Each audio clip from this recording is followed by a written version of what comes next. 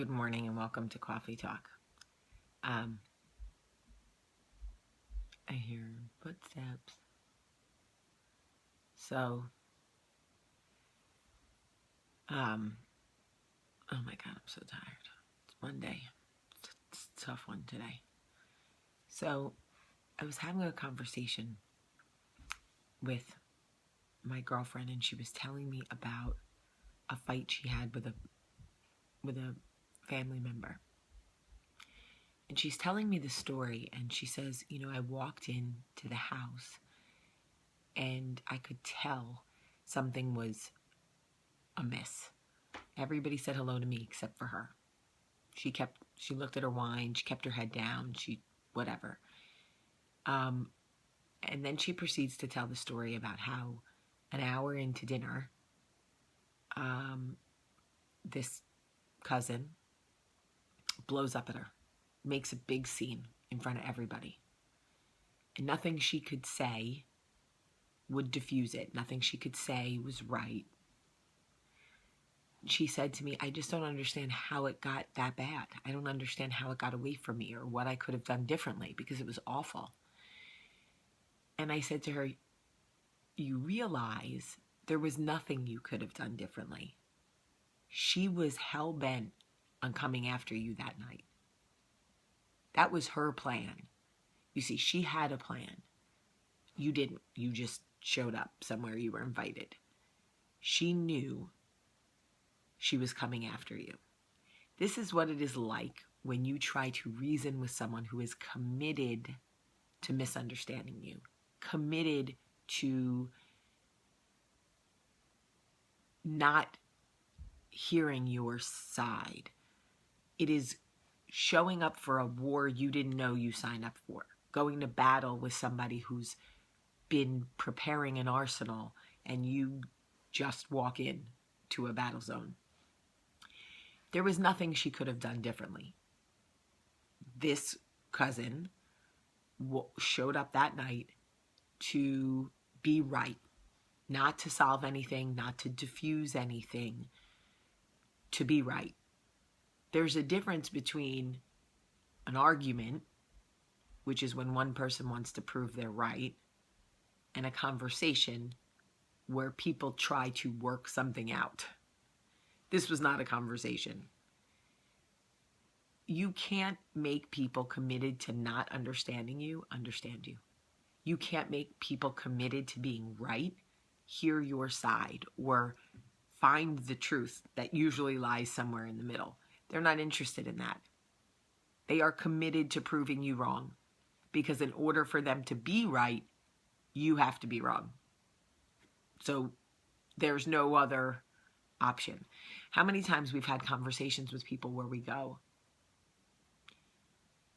oh, how did that get so bad? How did that escalate? What just happened? That's because they were committed to the outcome. They wanted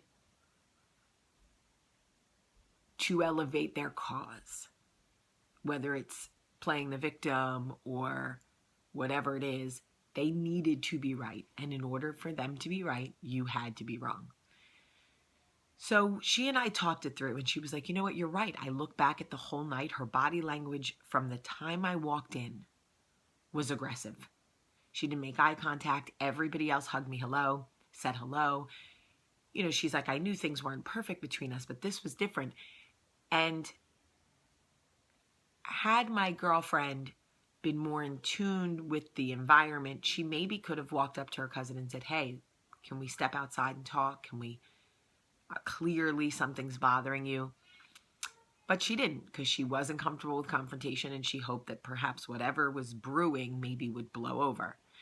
Except that her cousin was committed to proving her wrong. So she had to let it escalate and then blow up and make a scene and all of that. So just remember, when somebody is hell-bent on being right, when the truth is not interesting to them, when they no longer want to talk it out or talk about it, they just want to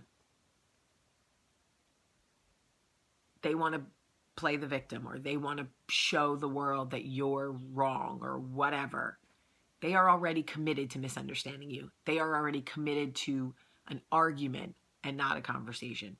There's nothing you can do. You have to let that play out. You can either avoid them forever so that the blow up doesn't happen, or you can just kind of get it over with and see their true colors, expose them for what they are and go, okay, look, you're making a fool of yourself. I'm not going to handle it this way.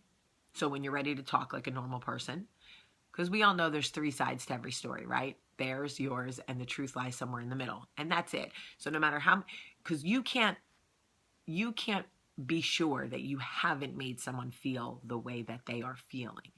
That I will acknowledge. If someone feels wronged by you, you can't say, well, I did nothing to wrong you. Perhaps you did nothing intentionally, but it doesn't mean something wasn't done. So I do believe that there is 3 sides to every story. But when someone is committed to their tactic, to not understanding you, to not listening to you, there's nothing you can do to change that. They're going to see it through their way or not.